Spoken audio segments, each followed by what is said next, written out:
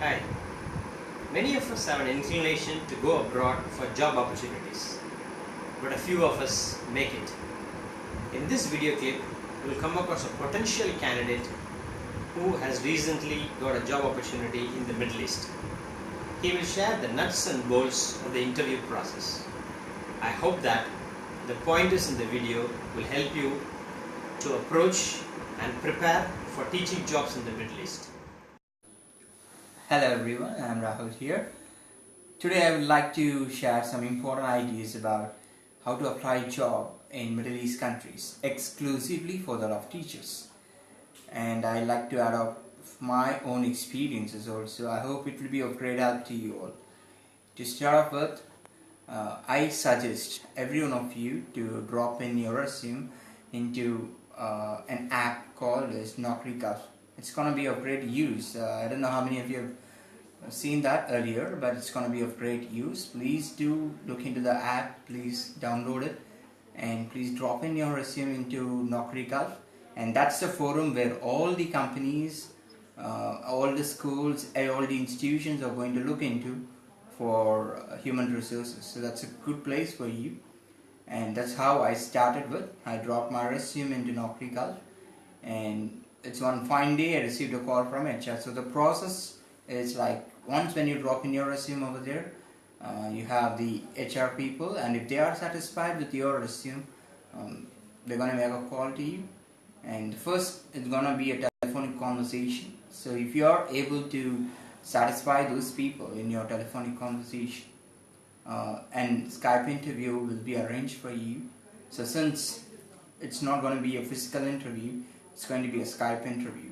So first and foremost, I suggest you all to have more idea about how to present yourself in Skype interviews, which is going to be of great help. Skype interview is not just like an ordinary interview, a face-to-face interview. It's going to be totally different. And you should know the nuances, how to apply or how to present yourself during your Skype interview. So in later videos, we will let you know how you can perfect yourself in Skype interviews.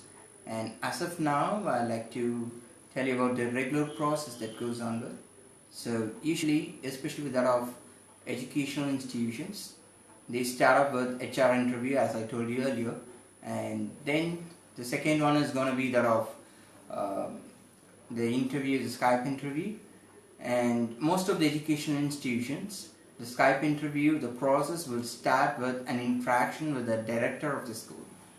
So what we see in India is just a reverse in Middle East. It's not just the same, because over there, in our country, we meet the director only at the last phase of our interview. But in Middle East, it's going to be totally different.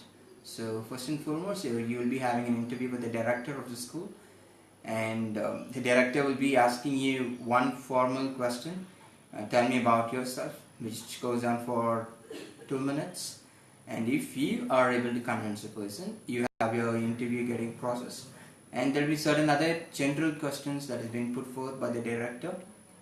And the questions like about your passions, about your interests, about your skills. And if you are able to give them all acceptable answers. I use the word acceptable answers because you need to be very careful when you're over the Skype interview. You cannot, speak as you like, or you cannot speak as you are having an eye contact with the other person. So over the Skype interview, your language matters a lot, the way you speak matters a lot. And then after the Skype interview with the director, the second phase is going to be a Skype interview with the HOD.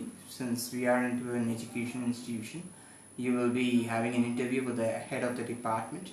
So now this style of interview is going to be totally different, because the head of the department is going to test you more on the basis, on the grounds of the language, or on the grounds of your subject, your kind of subject. So that's all is very important. So if you are very sound in your own subject, so you are going to do it. So since I am an English teacher, since my background is that of English, the head of the department asked me various questions that was about the skills, the language, about the 4 skills, and there was various questions that was posed on me, like which skill is very important for the student, which skill is going to help the students the most. And of course, based on your discipline, you're going to have various questions from your respective head of the departments. And there are some institutions or situations where they demand you to go on for a demo classes. So it's always good to be prepared for your demo classes. And it's not a very big difficult thing being a teacher. You are used to that one, so it's not going to be a difficult one, but still it's always better to be well prepared, and that is a huge difference. And there is a huge difference because it's just like doing demo classes in front of a person is different from doing a demo class in front of a Skype interview. It's going to be totally different. So if you are able to manage it, if you are able to do it well, and that's it, kudos to you, you are going to do it.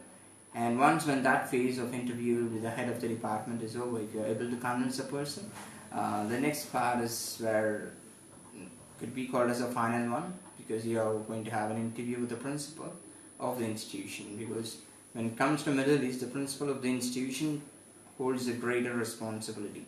So the final interview will be with the principal of that institution, and the principal will be asking you various questions. They'll be clarifying various factors with you, and if you are able to convince the principal, then you have your way to go.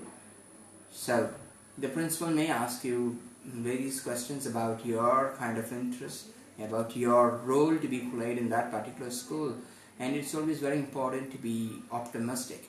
Please never ever put in your pessimistic ideas into it. Always be optimistic, always give them the hope that you are going to do it, and do analyze your strength and weakness.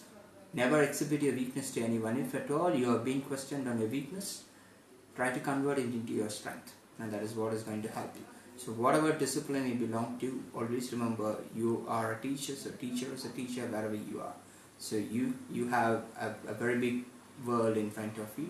Please do use all kind of opportunities available for you.